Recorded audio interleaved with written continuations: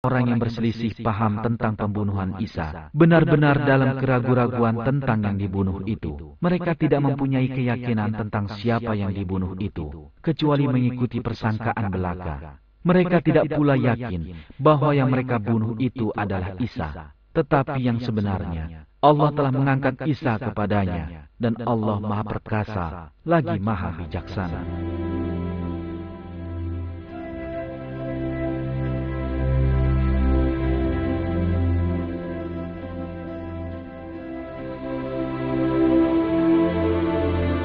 Kebenaran yang diungkap Allah di dalam ayat ini adalah terang.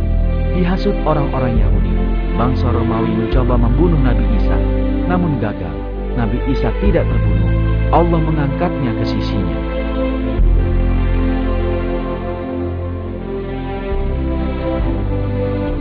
Di samping itu, keterangan tertentu yang diberikan tentang Nabi Isa di dalam Al-Quran hanya dapat terjadi dengan satu cara, dengan kembalinya Nabi Isa ke bumi.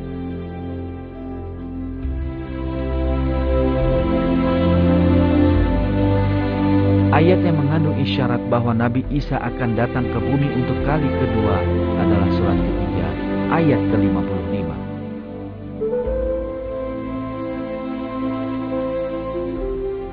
Ingatlah ketika Allah berfirman, "Hai Isa, sesungguhnya aku akan menyampaikanmu kepada akhir ajalmu dan mengangkatmu kepadaku serta membersihkanmu dari orang-orang yang kafir, dan menjadikan orang-orang yang mengikutimu di atas orang-orang yang kafir hingga hari kiamat.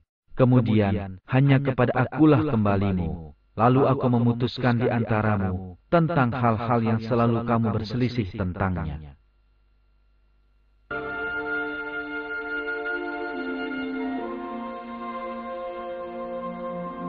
Ungkapan dan menjadikan orang-orang yang mengikutimu di atas orang-orang yang kafir hingga hari kiamat di dalam ayat ini merujuk ke sebuah keadaan yang belum pernah dialami. Menurut ungkapan itu, mereka harus suatu masyarakat yang taat kepada Nabi Isa dan akan hidup sampai hari kiamat. Masyarakat seperti itu hanya dapat muncul dengan kembalinya Nabi Isa ke bumi. Mereka yang mengikutinya pada hari kembalinya akan mengungguli orang-orang kafir sampai hari kiamat. Dalam surah keempat ayat 159, Allah menyampaikan keterangan amat penting tentang keadaan Nabi Isa. Tidak ada seorang pun dari ahli kitab kecuali akan beriman kepadanya sebelum kematiannya, dan di hari kiamat nanti Isa itu akan menjadi saksi atas mereka.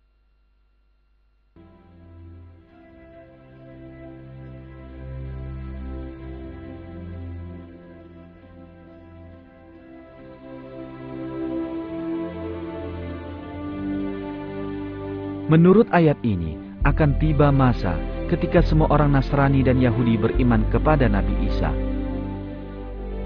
Hal ini tak pernah terjadi ketika Nabi Isa hidup. Maka dalam hal itu, Nabi Isa akan kembali ke bumi. Dan seperti apa-apa yang diramalkan dalam Al-Quran, ini akan terjadi. Semua orang Nasrani dan Yahudi akan beriman kepada Nabi Isa.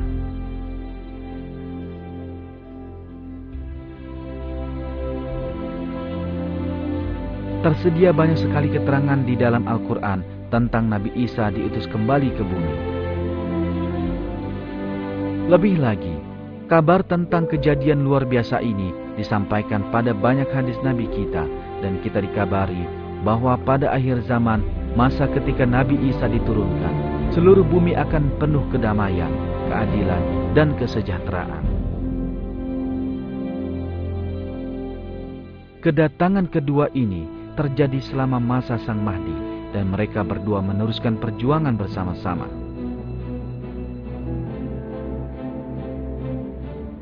Saat kembali, Nabi Isa akan mengenyahkan takhyul yang di luar intisari Nasrani, seperti iman kepada Trinitas dan kerahiban.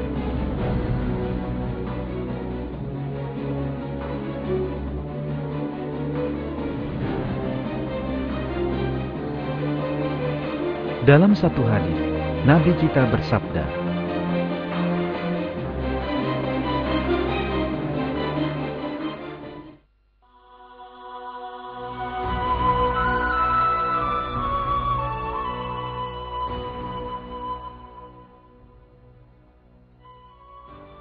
Dia pasti akan turun ke bumi. Dia akan menyuruh orang kepada Islam. Pada masa itu, Allah akan mengenyahkan semua agama selain Islam.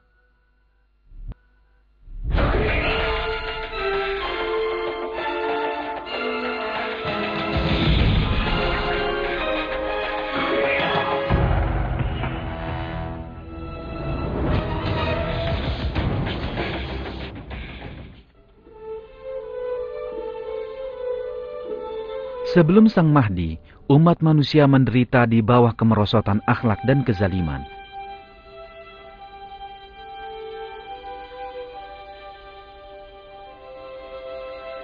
Dengan datangnya Sang Mahdi, akan tercipta lingkungan keadilan, perdamaian, dan keamanan sejati di setiap lapisan masyarakat. Keadilan Sang Mahdi yang belum pernah disaksikan orang ini, disampaikan di dalam hadis.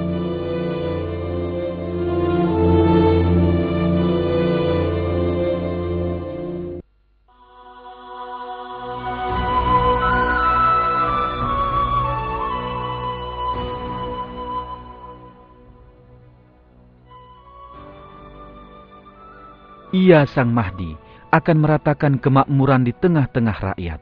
Keadilannya akan merasuk di mana-mana. Bumi yang penuh kekerasan dan kejahatan akan dilimpahi keadilan pada saat kedatangannya. Selama masa Sang Mahdi, keadilan akan demikian jaya sampai-sampai semua harta yang dirampas akan dikembalikan kepada pemiliknya. Lebih jauh, sebagian milik orang lain, bahkan bila terselip di antara gigi geligi seseorang, akan dikembalikan kepada pemiliknya. Keamanan meliputi seluruh bumi, dan bahkan segelintir perempuan bisa menunaikan haji tanpa diantar laki-laki. Allah telah memerintahkan mukminin agar selalu menegakkan keadilan. Karena itu, di dalam pemerintahan dengan nilai-nilai Islami dihayati, keadilan akan dinikmati sepenuhnya. Satu ayat dalam Al-Quran yang memerintahkan agar kebenaran dan keadilan mesti berjaya, berbunyi,